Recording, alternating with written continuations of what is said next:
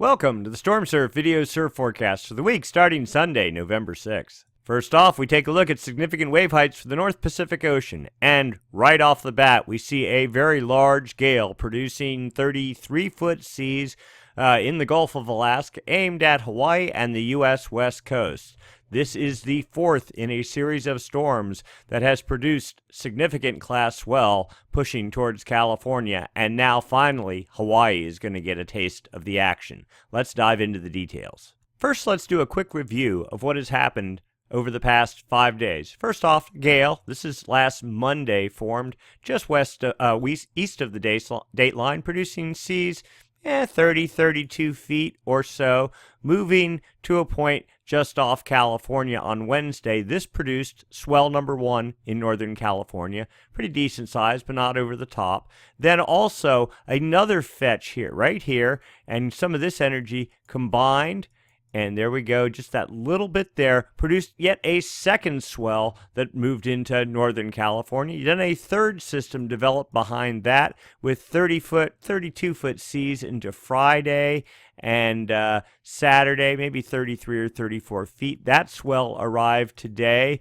with surf heights in anywhere from 15 to 17 foot and bigger at select locations. So we've had 3 solid swells back-to-back Thursday, Friday, Saturday, and Sunday, and now more is on the charts. Let's take a look first at the upper level picture. And so we start with jet stream level winds. These winds up about 30,000 feet help support the formation of gales, and when they do form, help direct their track. We're looking for a trough, and one is clearly obvious right here. That is a dip in the jet stream.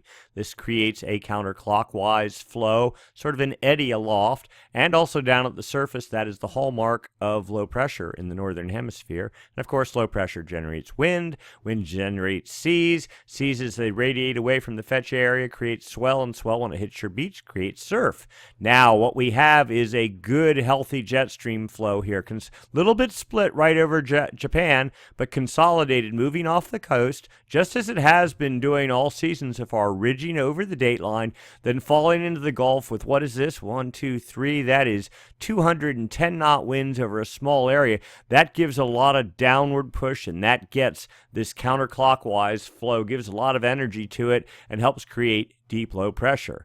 Anyway, that is as of Sunday 18Z. You notice that trough continues to dig, but starts getting pinched into Monday. Still very supportive of gale development. And then look at this. Another patch of 200 knot winds starts developing on the dateline on Tuesday, diving back into this same sort of pre-existing trough into Wednesday, fading a little bit down to about 170 knots, but there we go, another very clear trough developing, offering great support aloft and down at the surface for gale development.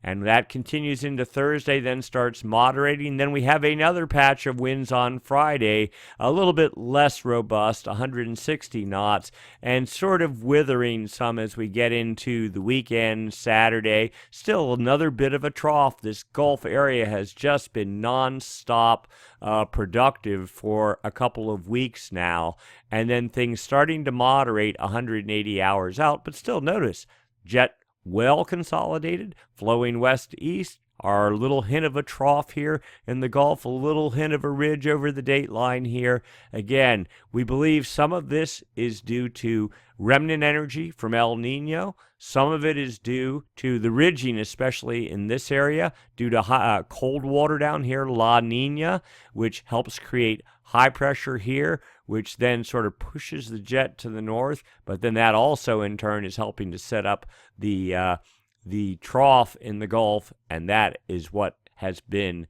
the hallmark of this winter so far. Now notice, most of the energy swell-wise is for the U.S. West Coast. So far, the high pressure here has sort of locked Hawaii out of the picture, but now a pattern change is expected, and there is supposed to be some decent sideband energy from the next 2 systems targeting Hawaii. Let's get into more of the details. Here we are, surface level pressure, surface level winds. If you ever want to see a good example of a active pattern, this is it. Notice this gale here in the Gulf.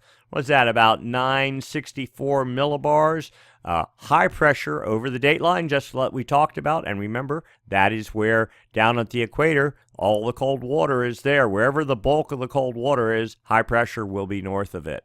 And then the gradient difference in pressure between the high here and the low here. The tighter the isobars, that is, the greater the difference in pressure, the greater the winds. And so we have a good sized fetch of 40 to almost 45 knot winds here, targeting just a little bit east of Hawaii and also the U.S. West Coast. We also have a typhoon here, Miri, with 80 knot winds. It's pretty much peaked out, expected to drift north and dissipate. And another low pushing over Kamchatka right at the moment with, what is that, about 976 millibars and some 40 knot winds pushing off the coast there. So let's put this into motion. Our gale in the Gulf looking very robust, very strong into Monday, and then finally fading out Monday night. Another system moving towards the dateline here, and we'll just watch this develop. Actually, it sort of splits apart. There's like this leading gale. It's actually a storm. See that one little pixel there of 55 knot winds,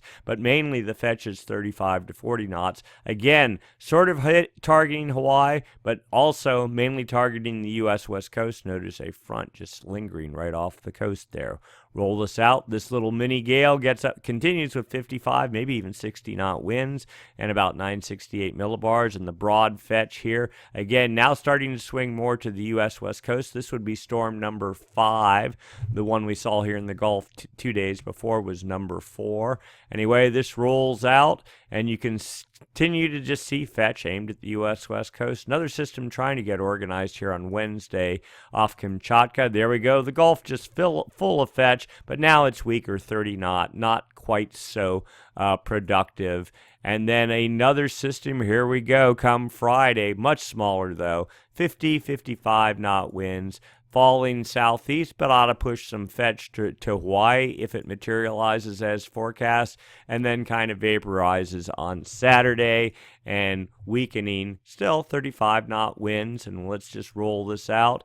And that is pretty much it. The suspicion is after this storm cycle, things will settle down. Let's go take a look at the wave models. So here we go, significant wave heights, North Pacific Ocean. And here is our broad gale, gale number 5. Gale number 4, with 33-foot seas, but over just a very large area. So it's this is almost from here to here is almost 600 nautical miles. And the same way, this going east to west, very broad fetch of very high seas.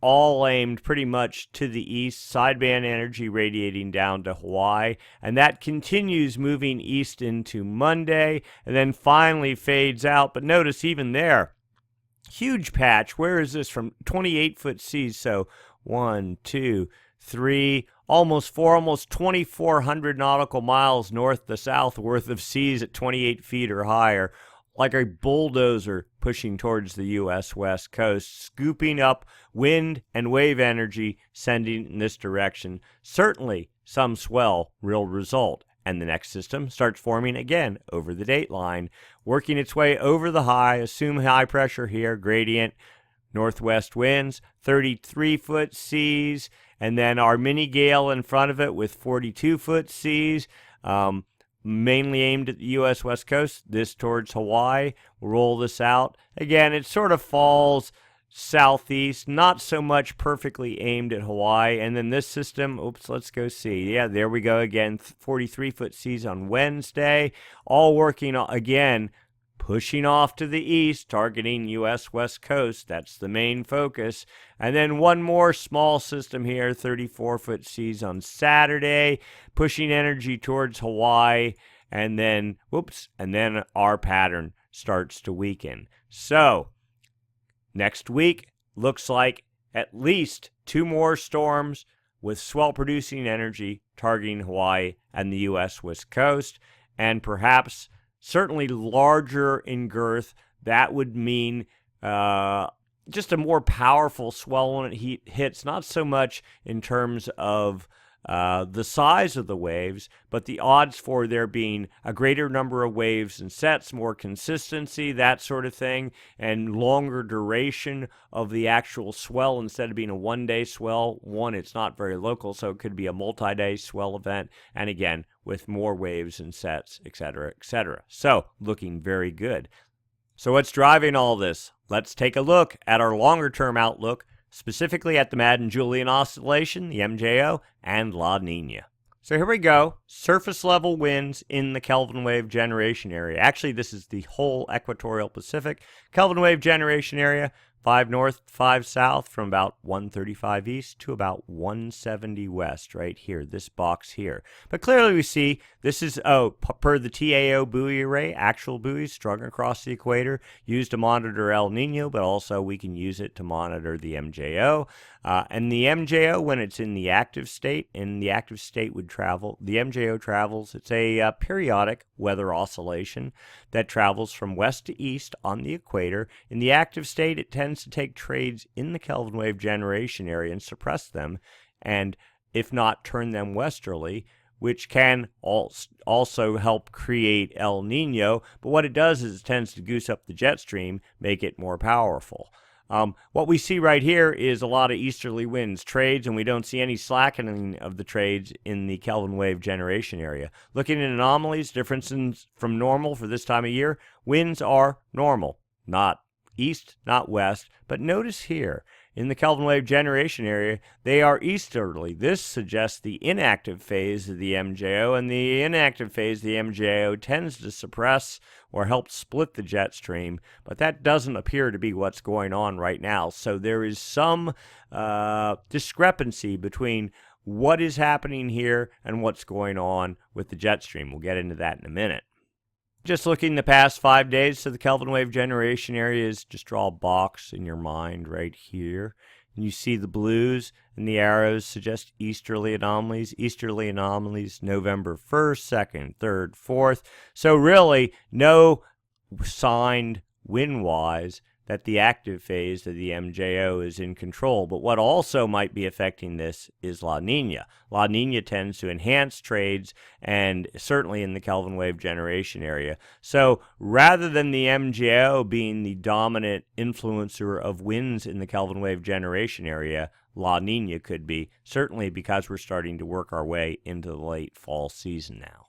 Here's another chart, 850 millibar wind anomalies. That is basically helps you identify the easterly or westerly component. And again, the date line is right here. The Kelvin wave generation area is between these tick marks here going down in time. So October 7th, you see easterly anomalies, a strong patch of easterly anomalies here, November 2nd, 3rd. And here is today right now. So we're just getting over one would almost think that it's a burst of the inactive phase of the MJO, but what we're really thinking is it's a pulse of La Nina, and the forecast for the next week suggests those easterly anomalies are to dissipate or at least significantly reduce themselves.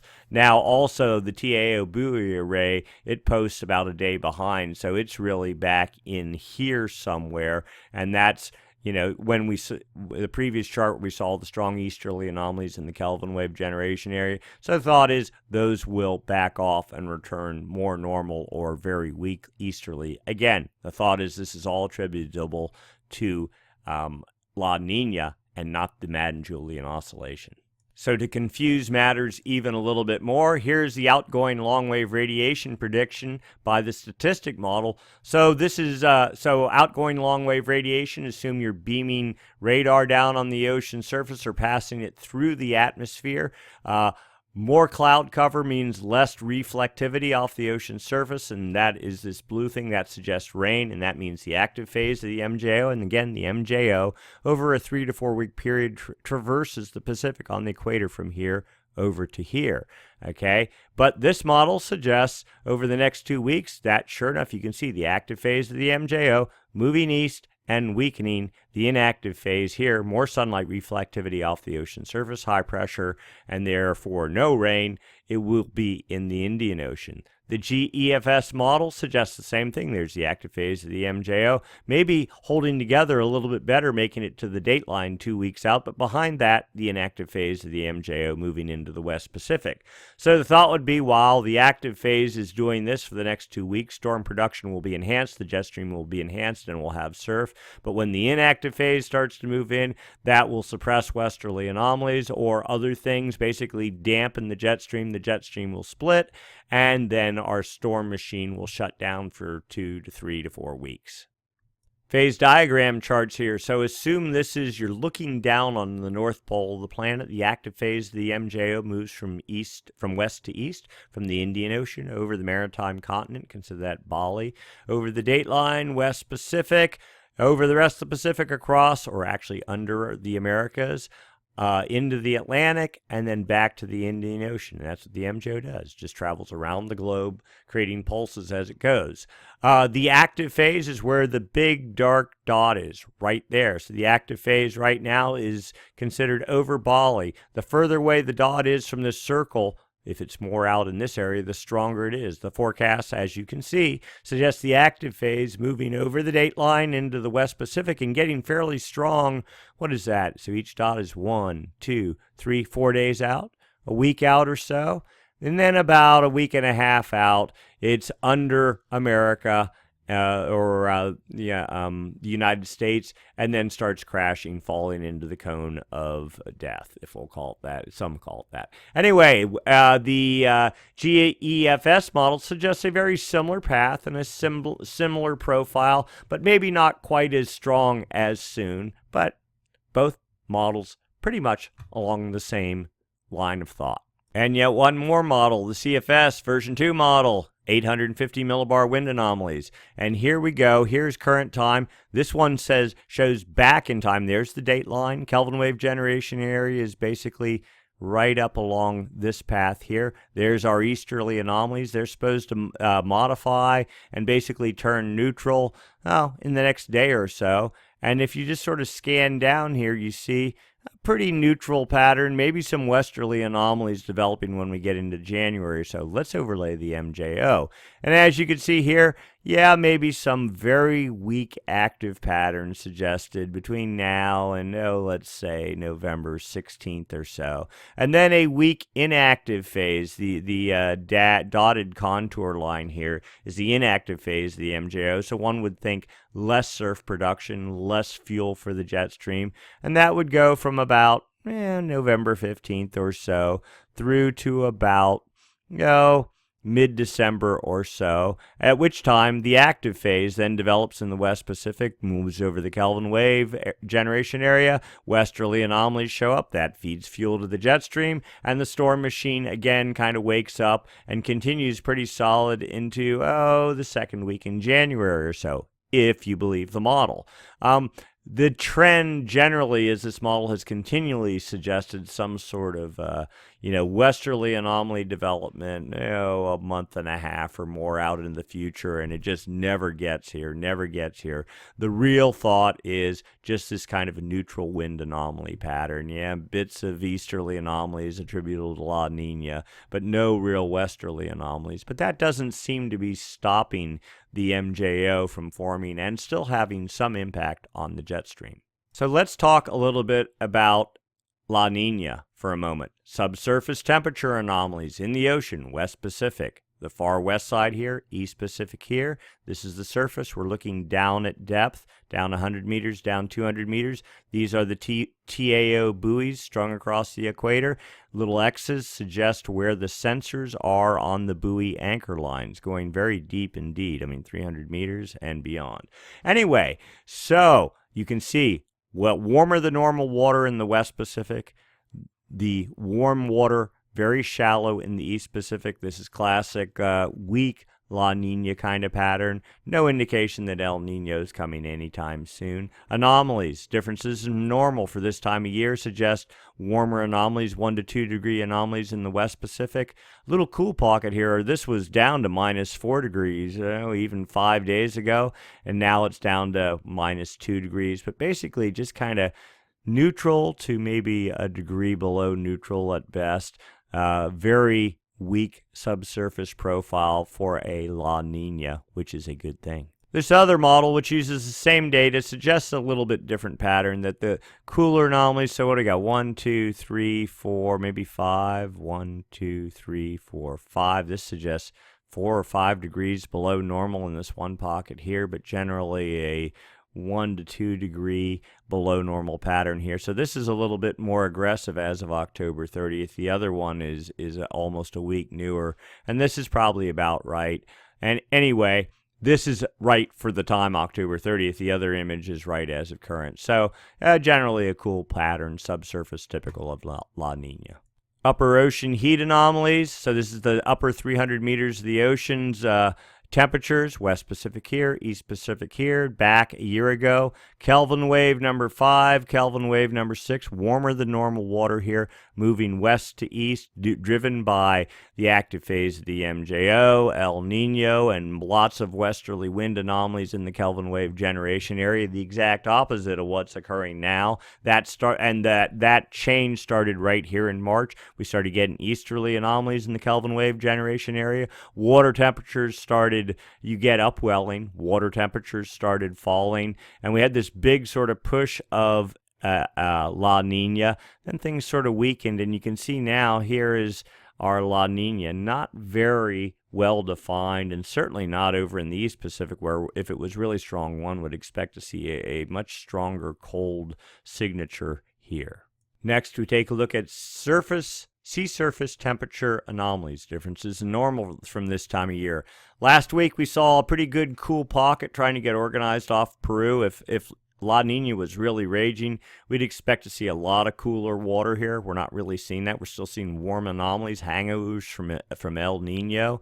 And so just a little tiny pocket here off of North Peru. Warm water between Ecuador and the Galapagos, and then a pretty good flow, consistent flow of cooler than normal waters from the Galapagos eastward. What's also interesting here is this area out in here from 120 west onto the west used to be continuous cool waters, but now you see these little pockets of warmer anomalies, and it's kind of almost cutting it off. It seems like, if anything, as we get deeper into the water, the La Nina cool pool, if anything, is trying to make a little bit more inroads to the East Pacific. We really don't want that. The more it's out here, the more. So wherever the cool water is, north of it is where high pressure is. If all the cool water were here, then high pressure would be locked over the southwest U.S. and we'd be in a big drought. But if the cool water is out here towards the dateline, then that means high pressure would be there, and that's what actually forms that trough you see in the Gulf. High pressure over the dateline, low pressure or relatively lower pressure east of it,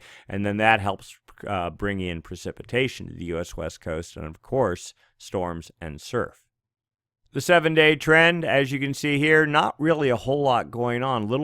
And it's really just right in this area. That's what we're looking for. We had a big push of cool water here. Or a cooling trend, what was it, last week, I believe? But that's really moderated. You actually see warming trend along Peru, and this is where you'd expect to see cooling. You expect to see cooling here. We're not seeing it. We see this sort of alternating warm, cool sort of thing, but kind of lackadaisical and not real strong, suggesting that La Nina is pretty weak. And then the overview, sea surface temperature anomalies. Now here is where the bulk of the cool water, you can see it right here, all the blues, are warm water sort of surrounding it. This north of here is where you'd expect to see high pressure, and sure enough, right on the dateline, we've noticed the jet stream just ridging to the north, falling into the Gulf. But this is a relatively new development, this continuous blue sort of stream here, not super strong. We're really kind of hoping to see this choke off a little bit in the next couple of weeks. And I think that's actually what's going to happen, especially when you see it warming here. That suggests easterly anomalies. You know, they are normal, so you wouldn't expect to see too much upwelling here, but we'll just have to see how it plays out. So what's the effect of all this on the atmosphere? So we're going to sort of double back now and get back to the Madden-Julian oscillation, because the Southern Oscillation Index here, this is one view to see how La Nina is affecting the atmosphere. The stronger La Nina is, the more it tends to take the Southern Oscillation Index, which is differences in pressure between Darwin, Australia, and Tahiti. They use this to measure both El Nino and La Nina. But the less negative, the more positive the daily numbers are, the stronger the indication of La Nina. And you can also use this to measure or monitor the progress of the Madden-Julian oscillation. When it goes into the active phase, these numbers go negative. And as you can see here, starting October 8th, negative, negative, negative, sort of went down there. We got a good pulse into the later part, right around Halloween. And then just recently, we started going positive. Okay, 30-day trend. We were up to 13.76, a 30-day average. And notice it steadily fell through the month of October because of all these negatives. That was, in our minds, suggesting that the active phase of the MJO was in control. And in fact, the 30-day average reached as low as minus 5.10. That is certainly not a sign of a strong, what would you call it? A strong La Nina indeed. Anyway, and as of today, it's minus 5.03. The 90-day running average here, positive, but not strongly so, 8.33, and weakening because of the effect of the active phase of the MJO, just hovering in about the 5 range, positive 5.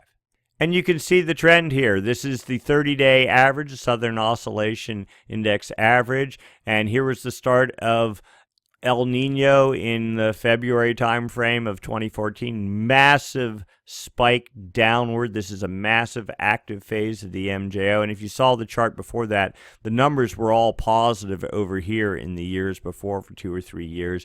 And then negative, we got the inactive phase, the MJ, a little active phase, inactive, then another big pulse. And we've talked this before. You can see the steady downward trend. You can see the pulses of the inactive and active phase of the MJO.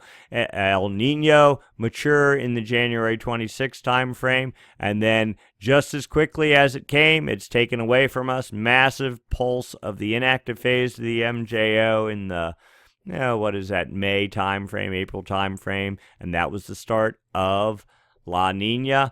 And then the MJO basically just disappears, and then we get another pulse of the inactive phase. Now here's where we are now. Notice a big pulse of the active phase. That's what's going on right now. That's what's driving the jet stream. That's what's driving the storm track. That's what's driving rain that's come into California. And certainly that's what's driving surf and snow in the high Sierras. Now the question is, how long will this continue?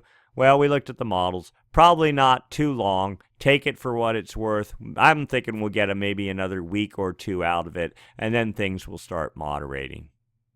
And then one other index. Here you go. This is sort of like the Southern Oscillation Index, only this is called the ESPI. Instead of measuring surface pressure, it's differences in actual precipitation here in the area north of Darwin and then north of Tahiti. Okay, the more rainfall, the index goes positive. Less rainfall, it goes negative. If it's positive, that pretty much suggests El Nino. If it's negative, it suggests La Nina. Current value, minus 1.88. It was down to minus 1.94, but basically speaking, it's as strong as it's been anywhere since we got into La Nina. You see here, not a whole lot of rainfall. These are rainfall anomalies. All the rainfall anomalies are over here. If this were to be going positive, you'd see more anomalies in this region. This is not unexpected, though. All it's saying is, yeah, La Nina's in control. No big surprise. So to wrap things up, a solid gale is in control in the Gulf of Alaska, generating swell, pushing towards Hawaii, U.S. West Coast. Another one expected behind it, maybe not quite as strong, but still should be a good storm producer after that. And this is all driven by the active phase of the MJO. Models suggest it should go on for about 2 more weeks. But we're thinking maybe the peak of it is already happening now into the next week, and then maybe things will start backing off. Enjoy it, get the most of it while you can, because at some point the inactive phase of the MJO is going to come in, and then we'll go through a 3 or 4 week period where surf will be less than exciting. Certainly not as exciting as it has been now in the central and northern California region. Anyway, beyond that, La Nina in control, expected to be in control for the winter, but relatively weak. We continue to monitor the Pacific Decadal Oscillation, see how that's going. But again, it'll be 6 months to a year to see whether it is actually in effect and whether the PDO is changing from its sort of a cool phase into a warm phase, and the warm phase is more supportive of El Niños and more supportive of storm development. We think we might have turned that over from an inactive phase or pattern into the warm active phase. But again, we won't know for 6 months to a year, maybe even longer. But take it while you can get it. Get your surf, enjoy it, be safe. We'll do this again next week. Same time, same channel. Thanks for watching.